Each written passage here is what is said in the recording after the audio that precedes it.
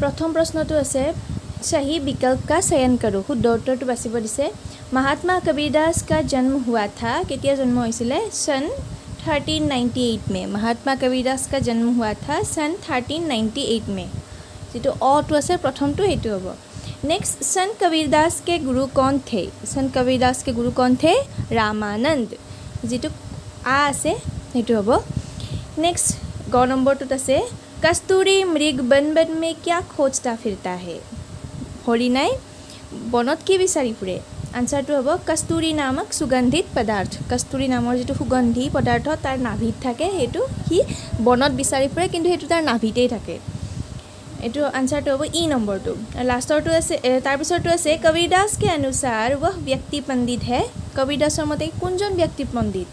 जो प्रेम का ढाई अक्षर पढ़ता है जे प्रेमर ढाई अक्षर पढ़े जे प्रेमर भाषा बुझी पाए हे जने पंडित बोली कबीरदासे कैसे लास्टर तो ऐसे कवि के अनुसार हमें कल का काम कब करना चाहिए कबिर मते आमी कालिर काम केতিয়া करिब लगे आंसर तो हो आज कबिर मते आमी कालिर काम आजिए करिब लगे एटु अ नंबर जेटु ऑप्शन আছে हेतु महात्मा कबीरदास का जन्म हुआ था सन 1398 में संत कबीरदास के गुरु थे रामानंद कस्तूरी मृग बन बन में कस्तूरी नामक सुगंध पदार्थ ढूंढता है कबीरदास के अनुसार वह व्यक्ति पंडित है जो प्रेम का ढाई अक्षर पढ़ता है और लास्टर टू हमें कल का काम आज करना चाहिए नेक्स्ट एक शब्द में उत्तर दो श्रीमंत शंकरदेव ने अपने किस ग्रंथ में कबीरदास जी का उल्लेख किया है श्रीमंत शंकरदेवे तेर कुनखन ग्रंथत कबीरदासर विषय उल्लेख करिसे श्रीमंत शंकरदेव ने अपने ग्रंथ कीर्तन घोषा में कबीरदास जी का उल्लेख किया है श्रीमंत शंकरदेवे तेर ग्रंथ कीर्तन घोषात कबीरदासर विषय उल्लेख करिसे कीर्तन घोषा मनत राखिबा नेक्स्ट प्रश्न আছে महात्मा कबीरदास का देहावसान कब हुआ था कबीरदासर मृत्यु केতিয়া হৈছিলে जन्म হৈছিলে केতিয়া 1398 मृत्यु केতিয়া হৈছিলে महात्मा कबीरदास का देहावसान सन 1518 में हुआ था केতিয়া मृत्यु হৈছিলে 1580 सनत तेर मृत्यु হৈছিলে नेक्स्ट प्रश्न कवि के अनुसार प्रेम विहीन शरीर कैसा होता है कविर मते प्रेम विहीन शरीर केनेकुवा कवि के अनुसार प्रेम विहीन शरीर शमशान जैसा होता है कविर मते प्रेम विहीन शरीर केनेकुवा है मरिखालीर निचिना प्रेमी जत प्रेम आछे हेया हे जीवित कविर मते आरु जी प्रेम विहीन जीवन मरिखालीर निचिना कवि के अनुसार प्रेम विहीन शरीर कैसा होता है कवि के अनुसार प्रेम विहीन शरीर शमशान जैसा होता है कविर मते प्रेम विहीन शरीर केनेकुवा कविर मते प्रेम विहीन शरीर शमशाনৰ निचिना मरिखालीर निचिना বুলি कविয়ে কৈছে नेक्स्ट प्रश्न ख नंबर कबीरदास जी ने गुरु को क्या कहा है कबीरदासे गुरु की বুলি কৈছে कबीरदास जी ने गुरु को कुम्हार कहा है कबीरदासे गुरु कुमार বুলি কৈছে কিয় কৈছে कुमारे जेनेকৈ কি কৰে ভিতৰত পাত্ৰ এটাৰ ভিতৰত হাত ভৰাই বাহিৰত আঘাত কৰি বহুত কষ্ট কৰি পাত্ৰ এটা বনাই মাটিৰ পাত্ৰ এটা বনাই ঠিক তেনেকৈ গুৰুৱেও বহুত কঠোৰ হয় माने कठोरतारे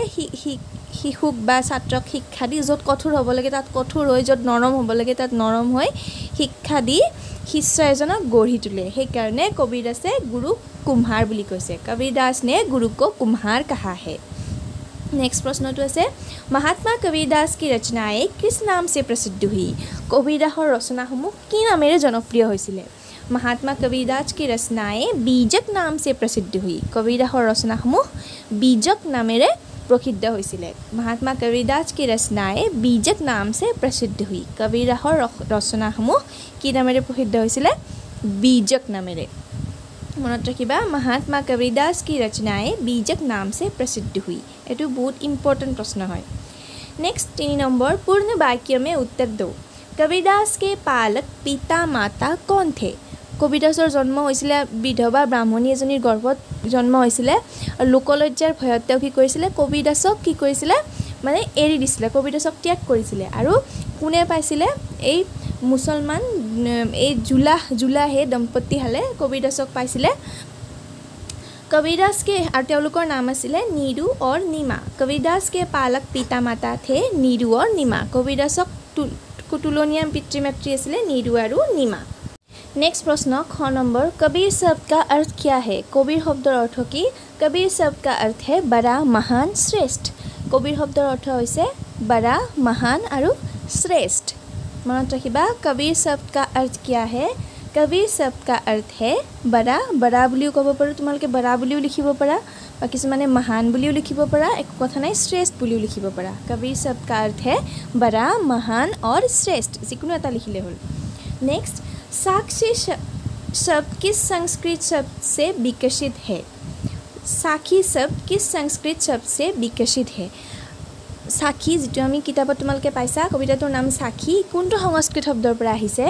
साखी शब्द संस्कृत शब्द साक्षी से विकसित है ए साखी शब्दটো संस्कृत शब्द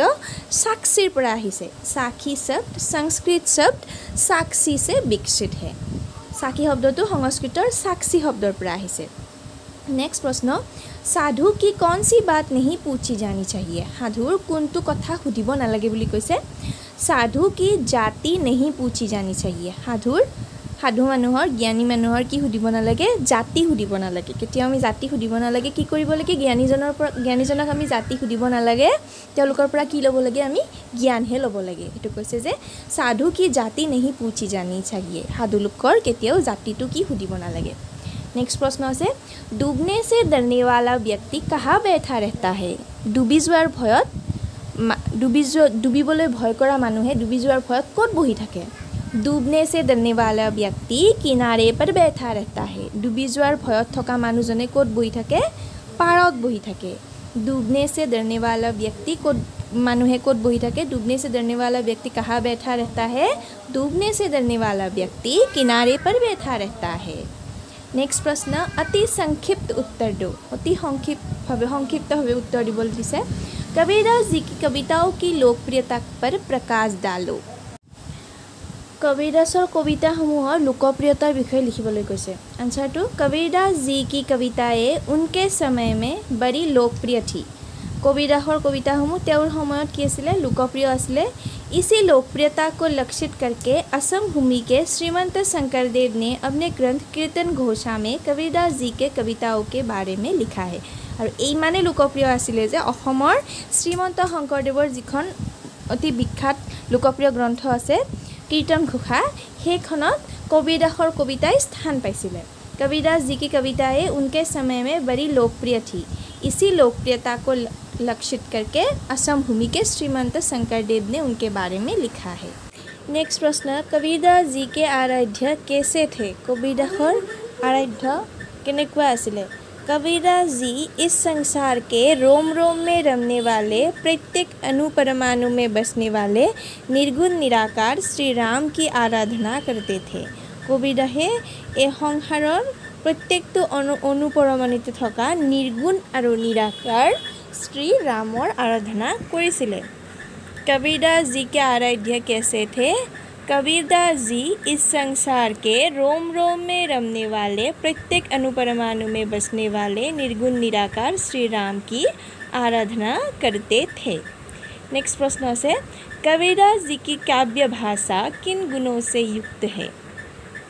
आंसर तो हम कबीरदास जी की काव्य भाषा तत्कालीन हिंदुस्तानी है और काव्य भाषा आছিলে हिंदुस्तानी कबीरदास जी ने सरल सहज बोधगम्य और स्वाभाविक रूप से आए अलंकारों से सजी भाषा का प्रयोग किया है তেওঁ सरल सहज बोधगम्य माने সকলোৱে বুজি পোৱা আৰু স্বাভাৱিক কিছুমান অস্বাভাৱিক শব্দতে ব্যৱহাৰ কৰা নাই স্বাভাৱিক শব্দ ব্যৱহাৰ কৰিছে আৰু যিবিলাক স্বাভাৱিক ৰূপত অহা অলংকাৰ আছে সেইবিলাকৰে তেওঁ কি কৰিছে সেইবিলাক তেওঁৰ ভাষাত প্ৰয়োগ কৰিছে कबीरदास जी की काव्य भाषा किन गुणों से युक्त है कबीरदास जी की भाषा तत्कालीन हिंदुस्तानी है कबीरदास ने सरल सहज बोधगम्य और स्वाभाविक रूप से आए अलंकारों से सजी भाषा का प्रयोग किया है नेक्स्ट प्रश्न तेरा आशय तुझमें जो पुहुपन में बास का आशय क्या है ये लाइन तो एक की बुझाइसे सुधिसे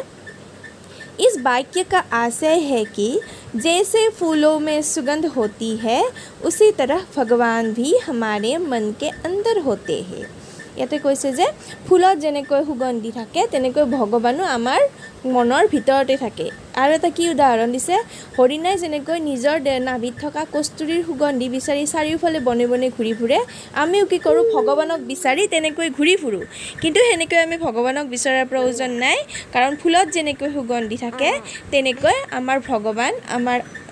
আমি যাক যি বুলি ভাবোঁ আল্লাহ আমাৰ ভিতৰতেই আছে। नेक्स्ट प्रश्न, सद्गुरु की महिमा के बारे में कवि ने क्या कहा है? सद्गुरुर महिमार विषये कविये की कैसे?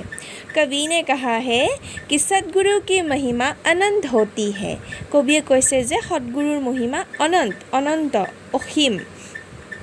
उनके जो अच्छे गुण है वह सब सद्गुरु की ही दान है। कविये कैसे जे मोर जिमानखिनि भाल गुण देखिसा हे सकलो तेनेकुवा एजन सद्गुरुरे दान है। सद्गुरु की महिमा के बारे में कवि ने क्या कहा है? कवि ने कहा है कि सद्गुरु की महिमा अनंत होती है। कविये कैसे जे सद्गुरुर महिमा अनंत, तेउर जिमान ভাল गुण আছে সকলো তেনেকুৱা এজন গুৰুৰেই দান। नेक्स्ट प्रश्नটো আছে, अंतर हाथ सहार दे बाहर बाहे चोट। এই লাইনটোৰ तात्पर्य কি সুধিছে? इस वाक्य का तात्पर्य है कि जैसे कुम्हार अंदर हाथ डाल के और बाहर आघात करके कुंभ गढ़ते हैं, उसी तरह शिष्य को भी गुरु बहुत परिश्रम करके गढ़ते हैं। ইয়াত কৈছে যে যেনেকৈ কুম্হাৰে পাত্ৰ এটাৰ ভিতৰত হাত ভৰাই দি বাহিৰত আঘাত কৰি বহুত পৰিশ্ৰম কৰি কি কৰে কুম্ভ এটা মাটিৰ পাত্ৰ এটা গঢ়ি তোলে, তেনেকৈ গুৰুৱেও শিষ্যক বহুত পৰিশ্ৰম কৰি গঢ়ি তোলে। नेक्स्ट प्रश्न, संक्षेप में उत्तर दो। बुराई खोजने के संदर्भ में कवि ने क्या कहा है? बुराई बेया माने बेया बस्तु खुजी বিচাৰিবলৈ যোৱা সন্দৰ্ভত কবিয়ে কি কৈছে? आंसरটো হ'ব बुराई हमारे मन में ही होती है। बेया तो आमार मनर भितरते थाके। अगर हम किसी चीज़ को अच्छे नज़र से देखते हैं तो वह अच्छा होता है। आमी जदि कोनोबा एटा बस्तु ভাল চকুৰে চাওঁ মানে ভালভাৱে চাওঁ এইটো বস্তুটো ভাল, और अगर बुरी नज़र से देखते हैं तो वह बुरा होता है। यदि बेया चकुरे चाওঁ এইটো বেয়া, নিজৰ দৃষ্টিৰ ওপৰত কথা। कवि ने कहा कि वह बुरा आदमी खोजने गया था। তেওঁ কবিয়ে কৈছে যে তেওঁ বেয়া মানুহক বিচাৰি গৈছিলে, लेकिन उन्हें कोई भी बुरा आदमी नहीं मिला। কিন্তু তেওঁ কোনো বেয়া মানুহক বিচাৰি নাপালে। जब उन्होंने अपने मन में देखा तो उन्हें खुद से बुरा कोई नहीं मिला। যেতিয়া নিজৰ মনত সোমাই চালে তেতিয়া নিজতকৈ বেয়া কাকো বিচাৰি নাপালে। कवि ने कहा है कि वह बुरा आदमी खोजने गया था, लेकिन उन्हें कोई भी बुरा आदमी नहीं मिला। जब उन्होंने अपने मन में देखा तो उन्हें खुद से बुरा कोई नहीं मिला। নিজতকৈ বেয়া কাকোৱে নাপালে। গতিকে ক'ব পাৰি যে ভাল বেয়া এইটো আমাৰ মনৰ ওপৰত ডিপেণ্ড কৰে। नेक्स्ट, कबीरदास जी ने किस लिए मन का फेरने का उपदेश दिया है? कबीरदास से कियोर करने मन का फेरने का उपदेश दिया है? मन का फेरने का अर्थ है अपने मन से बुराई को बाहर निकालना। इतर अर्थ तो ऐसे मन का मनर পৰা बेया चिंता बेया भावবিলাক নোহোৱা কৰি পেলোৱা। कवि के अनुसार कर्म ही धर्म है। कविर मते कर्मय धर्म। मन में मलिनता रखकर अगर हम भगवान को याद भी करेंगे, उनकी पूजा भी करेंगे तो हमें कोई फल नहीं मिलेगा। मनत बेया भाव লৈ আমি যদি ভগৱানক পূজাও কৰোঁ, ভগৱানক স্মৰণো কৰোঁ, তেতিয়া আমি একো ফল নাপাম। हमें अपने मन की मलिनता दूर करके दूसरों की सहायता करना होगा। आमी निजर मनर मलिनता दूर करी की करिब লাগিব, बेलेगक सहाय करिब লাগিব। मन का फेरने का अर्थ है अपने मन से बुराई को बाहर निकालना। कवि के अनुसार कर्म ही धर्म है। मन में मलिनता रखकर अगर हम भगवान को याद भी करेंगे, उनकी पूजा भी करेंगे तो हमें कोई फल नहीं मिलेगा। हमें अपने मन के मलिनता दूर करके दूसरों की सहायता करना होगा। এইটোৱে কৈছে।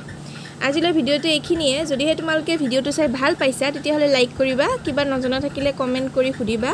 আৰু লগতে মোৰ চেনেলটো ছাবস্ক্ৰাইব কৰিবা। বাকী যিখিনি প্ৰশ্ন আছে মই নেক্সট ভিডিঅ'ত দিবলৈ চেষ্টা কৰিম। আজিলৈ ধন্যবাদ।